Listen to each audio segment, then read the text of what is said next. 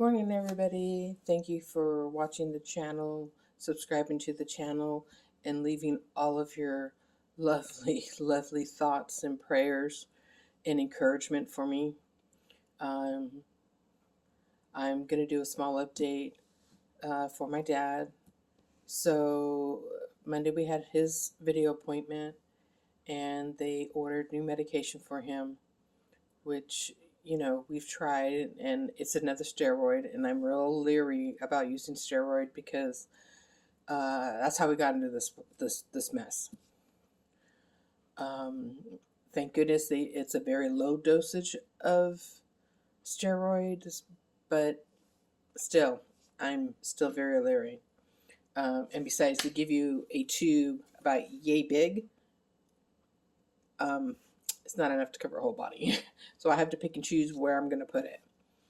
So um, I'm going to show you a picture, and I do apologize.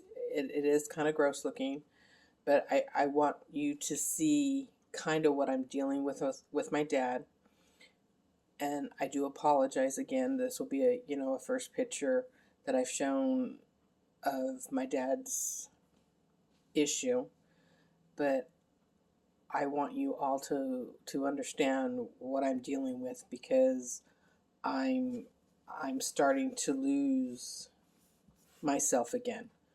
And for the last 3-4 days, my dad's been getting up about 2 o'clock in the morning, and it's hard for me to go back to sleep when I know he's awake. And of course, arguments ensue. I'm telling him to stop scratching. There are no bugs in the room. It's just a variety of things.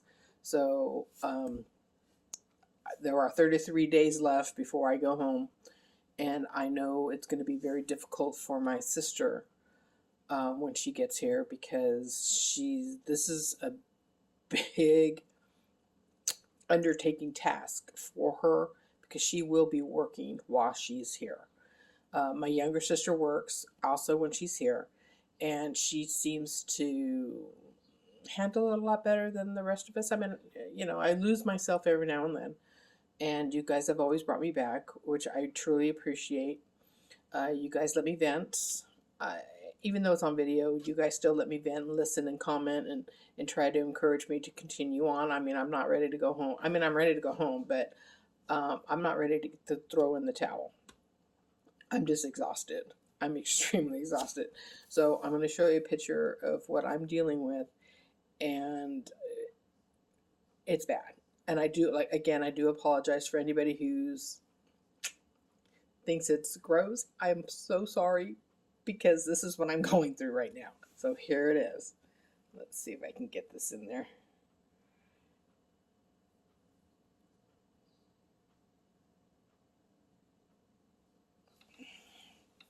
Let me see if I can get the other picture.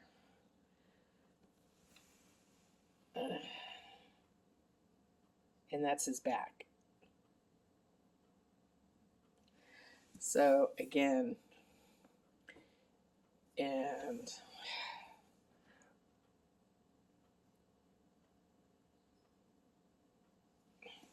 we're talking head to toe here.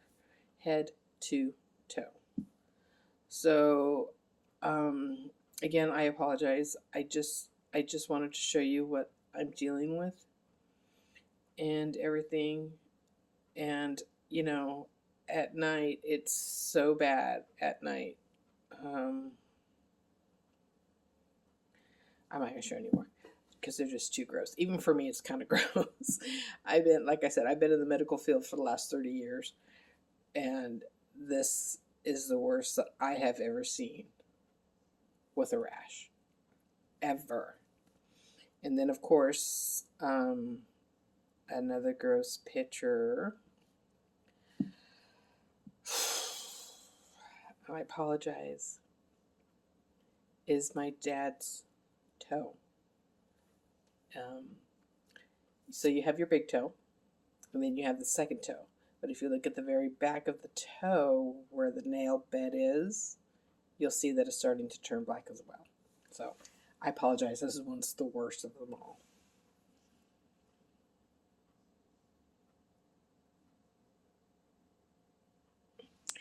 Yeah. So that's what I'm dealing with. And it's difficult and it's hard. And again, like I said, my sister, she's not really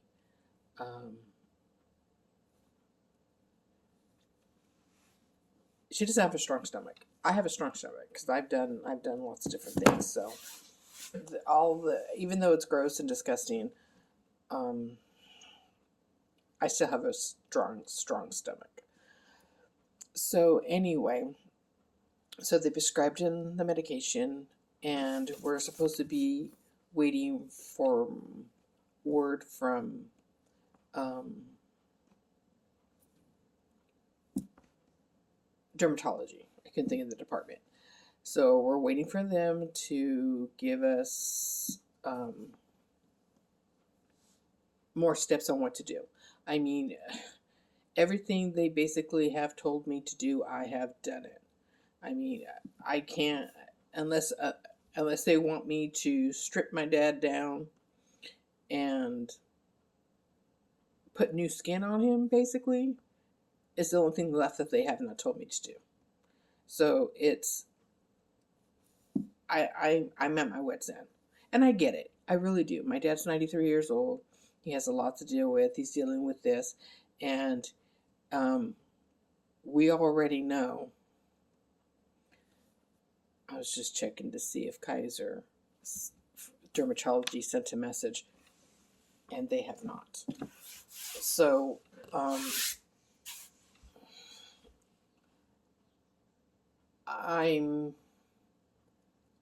I'm mentally equipped for medical emergencies and medical diagnoses and taking care of the injuries. My older sister, um, she is to an extent, but dealing with what my dad is dealing with, because they're seeing the same pictures. The same pictures that I just showed you are what my sisters see. When I take pictures every few days to update the doctor on my dad's condition, so we're all on that same page. So, yeah, and Kaiser, for some unknown reason, I'm unable to send photos right now, so they don't really know what's going on with my dad except through email, which is fine. I mean, email is just as good, but it doesn't explain or show the whole picture. But it is what it is, and until they can get this stuff up and running, um, I just can't send photos. It is what it is. So now today, my dad has ultrasound of his thyroid. My dad's had thyroid conditions in the past, which is, he lost a lot of weight, but then his condition just went away for some unknown reason. There was nothing, so they're sending him for ultrasound today, and I will update you on that. Um, I'm I'm mentally starting to lose it again because I'm just exhausted. And I know all of you are there to help me through this, and I appreciate every one of you. Thank you. Thank you from the bottom of my heart to help me get through all of this. I'm I'm itching at the bit to get out of here. I need to get away. It is kind of sad. I don't have the help. My next bout of a nurse coming in to help me is not up until the end of September, October. But I think what I'm going to do is I'm going to call my social worker to see if I can get someone to come in for 4 hours, because the minimum is 4 hours. So 4 hours, so I can just step away and do downtime, whether it's going out and having lunch with my husband FaceTime, or it's going in my room and playing my Xbox just to get that downtime, because I can feel it. I can feel the stress. I'm snapping at my husband for no apparent reason. I apologize to my husband. I usually always tell him, "Well, honey, I'm sorry. Um, if you want to call, we can talk, but I'm real snippy." So, and I apologize because I just haven't had enough sleep. I haven't really truly talked to my husband for maybe 2 days now, and it's the longest that I've gone without talking to him. He's having issues with his mom too, and I noticed that the last time that we spoke, um, we were both snippy at each other, you know, and I think we both need a break, you know. We both need a break. I know Parkinson's is just as ugly as dementia. Am I mentally prepared when my dad finally passes? Am I mentally prepared to go home to help care for my mother-in-law? I don't know. I think I will need a break, a huge downtime from that before I'm able to help her. And she's a lot younger. She's like 20 years younger than my dad. So it's going to be a very long road. And I know I am not mentally prepared for any of that. So it's going to be an interesting adventure, I'm sure. I mean, as funny as this sounds, it's going to sound kind of cruel, but I'm not. It's just, the realization of things are coming to light. I'll be pushing 60 next year. And, everybody's hope and dream is to be happily content with your loved one, traveling, eat, not, well, going out to eat, small little dates, I call them, date nights, and shopping, antiquing, so to speak. But that will not be in my future for a very long time, and I'm okay with it.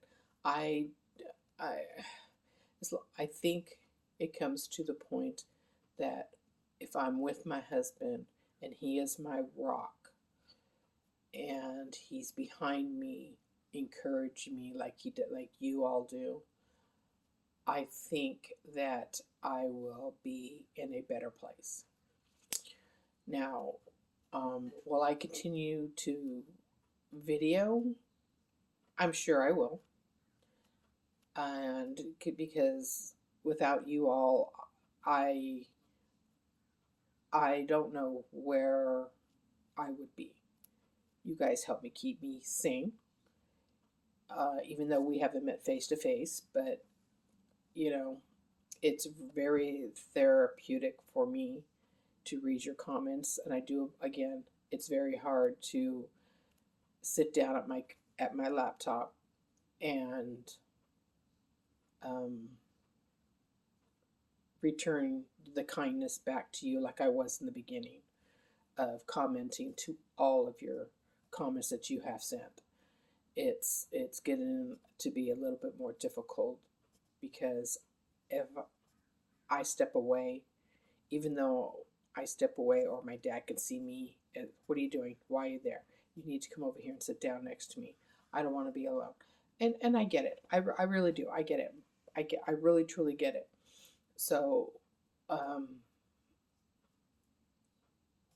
I go back So, you know, so I try to get up not as early as I can, but um, I used to get up at 4:30 in the morning to start my day.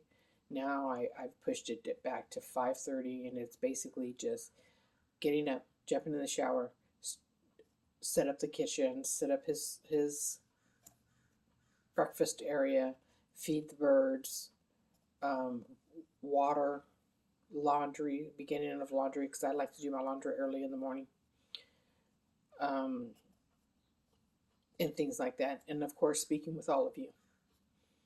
So it is. Do I give up some sleep? Yeah, I do, just a little bit. But I never know what my dad's going to do. You saw a couple of times where I've sent the videos off that my dad was up at 2 o'clock in the morning, just sitting at the edge of the bed, doing the itchy scratchy show, and him applying lotion or talking to himself, or finally he calls me. So, I'm some days, trying to get him back to lay down is nearly impossible. Um, I know I keep saying that my dad is transitioning into stage 7 of his dementia. I think he's already there. He's just showing some signs. More into the 7, he's babbling more. He's exhibiting some memory loss. I mean, he can call me whatever name he wants. I mean, I don't care. Um, because I know he's calling for me. But I find it ironic that when he goes into the restroom, he knows my name fairly well. You know what? I just think it's the absolute most funniest thing because he knows my name. He calls my name. He specifically calls my name. And I think it's hilarious because when he does that, I think about my little dog. My little dog, when I'm home, she's like, "Oh, good, mommy's here. I'm going to wake her up because she needs to clean up after me." So I just think it's kind of cute and funny that he knows my name when he's in the restroom. And most of the time when he's out here in the TV room or when he's just sitting at the edge of the bed or whatever, he doesn't quite always remember my name. And I just think it's absolutely cute. But, it is what it is. We just go on with life, right? That's all we got to do. Um, so now that you've seen what my dad's hands look like, his body looks like, what I'm dealing with, it gives you a better perspective of what is going on. I've had to change the bedding every day because it's just covered in blood. His t-shirts have been basically destroyed. So what I'm doing is just washing it. My brother, one of my older brothers, was kind enough to send some new t-shirts. Excuse me, I'm sorry. Excuse me, I'm so sorry.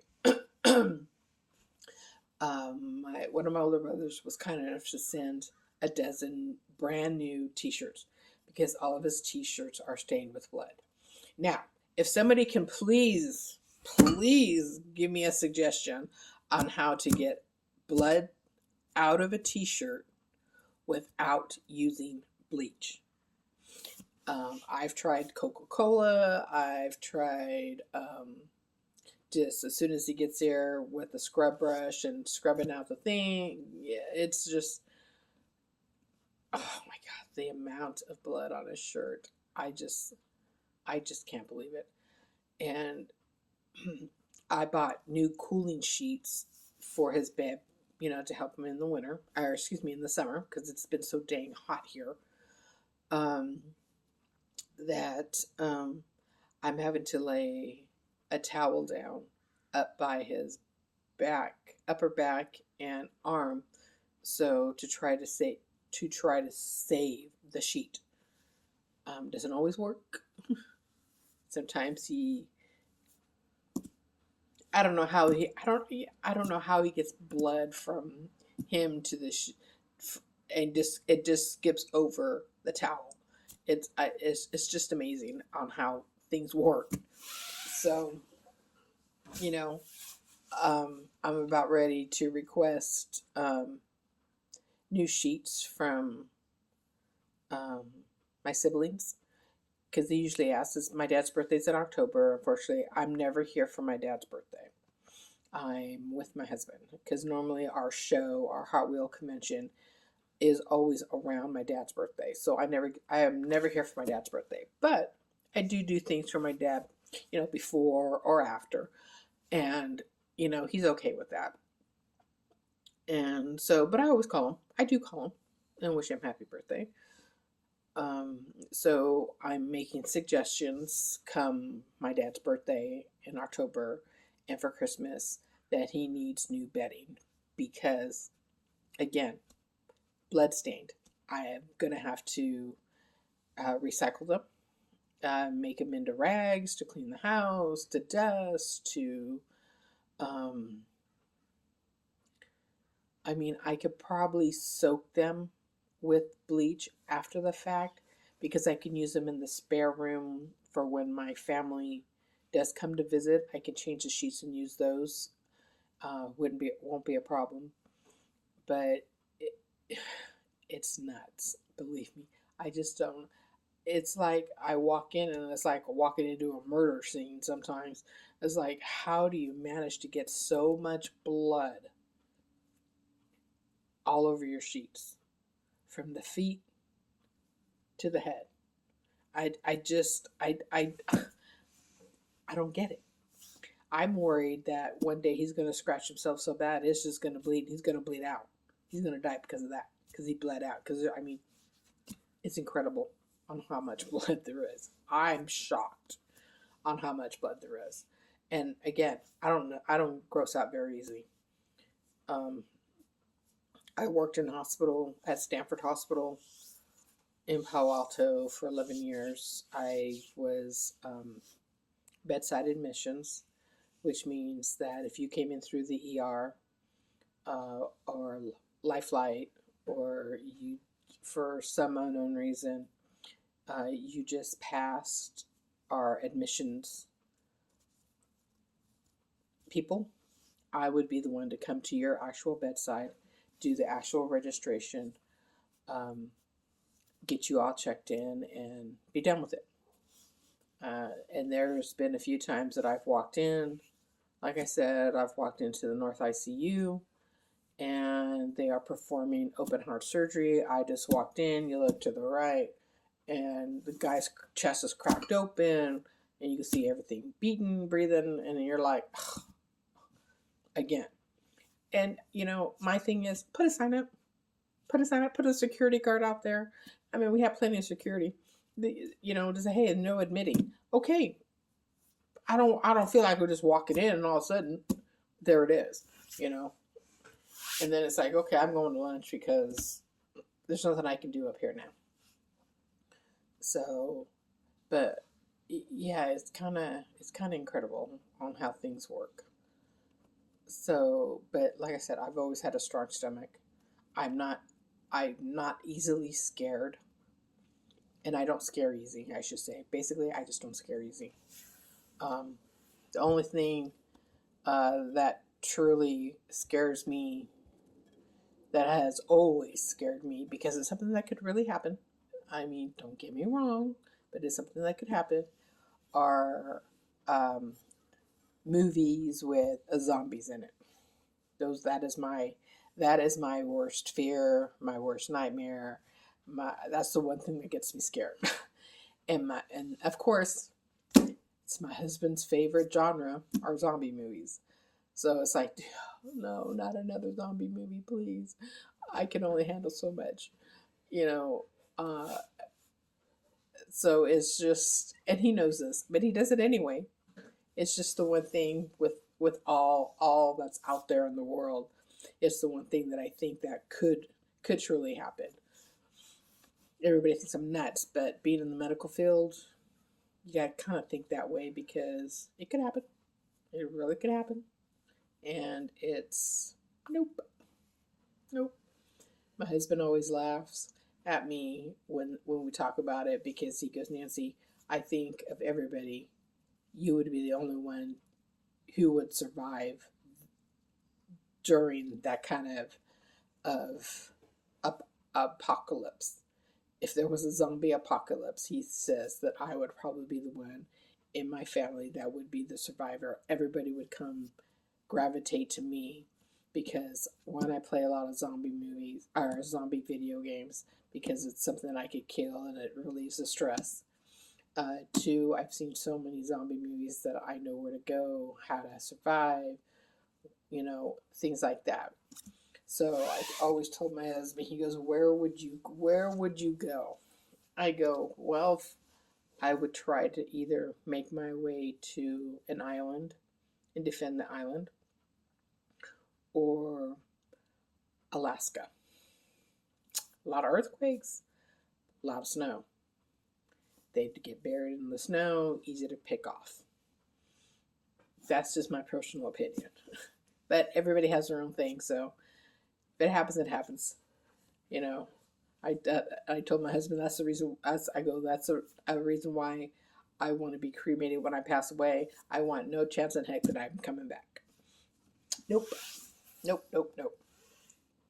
Pick me off, keep my ashes, and scatter the rest. But no. So I know I'm getting totally off subject. I'm sorry. But anyway, back to my dad. So, and I've noticed, and you've all noticed as well, that when my dad is up at about 2 o'clock in the morning, 2, 3, the orbs are coming back. But they only come back at that time. There's very far and few in between when I put him to bed now. Though he does pray and he does remember the prayers, he kind of mumbles it, and that's okay. At least he's trying. We haven't said the rosary at our normal 6:30 time in a long time because he feels he's just not interested right now, even though I try to encourage him to do so. I'm going to try again tonight to see if maybe he's willing to do the rosary. I mean, I do mine. Normally if I'm not doing an update video, I'm sitting on the recliner doing my rosary before I even speak with my hubby. And sometimes I don't even speak with him because he's asleep too. We're all asleep. We all fall asleep. So, we'll see what happens. I'm sorry, I gotta drink coffee. This is my first cup of the day. My first 2 cups of the day, and I'm itching to get to my next 2. So, and I try to limit myself to 4, but I don't think it'll be a 4 cup day today. I need an IV of caffeine right now, and I try not to use any supplements for like the NoDoz or any of that because the down crashing. I don't like the feel of the crash. So I don't use any of that. Coffee is about as far as I go. And 4 cups, I was told, is my limit. Once in a while, I'll sneak in another 2 cups. So I'll make it 6 for the day. But I try to drink them early. I try not to drink any caffeine after 12. Not that it keeps me awake, because I can drink a cup of coffee right before I go to bed. So anyway. Excuse me.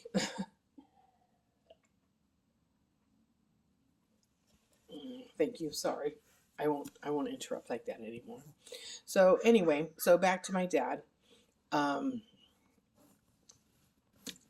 So I'm not sure as to why they're doing a biopsy of his thyroid. Maybe they're thinking it's a connection to his skin disease that he has, and it's not really a disease. They said, they're saying he has a rash. That much we know. This is the worst rash that I've seen, and with my dad in the 4 years that I've been here. This is the absolute worst. Plus, it didn't help when he had his reaction to the betamethasone. So, and I'm glad he doesn't have the blisters on his body either, because that was very horrid. So I will do updates periodically. He does go see, like I said, he has the ultrasound today. So next month he has 2 appointments. One will be with geriatrics to confirm my findings that he has transitioned to stage 7. And then he has an appointment with podiatry. Now, with podiatry, it's going to be towards the end of the month. I'll be leaving in about a week. I'm going to see, he's going to have the toe removed. I know that. He may even have to have the second toe removed since it's starting to turn black. But it will have to wait until I get back, because if we have to go back through dressing changes and everything, there is no way in heck that my sister will be able to handle that at all. So I'm gonna ask Dr. Sanker to hold off until I get back. My husband said that he will come back with me for a couple of weeks in October, so he'll be here. So the whole month I'll be with my husband. Basically, I'll spend 2 weeks with him at home, and then he'll come back down here with me and spend a couple of weeks down here with me, just in case that my dad needs his surgery. I'll have extra hands. Sorry, my battery's gonna die. I just got the alert. That he will be able to help me. So that means helping me lift my dad, positioning my dad, getting him all. Well, I won't let him come in and do it when I'm dressing him or anything, because my dad still has his privacy. But lifting him, once I get him all, dressed and everything, helping me lift him to get him from the bed to the wheelchair out here to have breakfast, and then move from the wheelchair to the couch. My husband will be able to help me. I'll be able to spend more time with my little puppy, or my dog. She's not a puppy. She's 8 years old. She's not a puppy. I'll be able to spend some time with her. I will do an update so you all can see what my little dog looks like, because she is the cutest and sweetest little thing. And I'm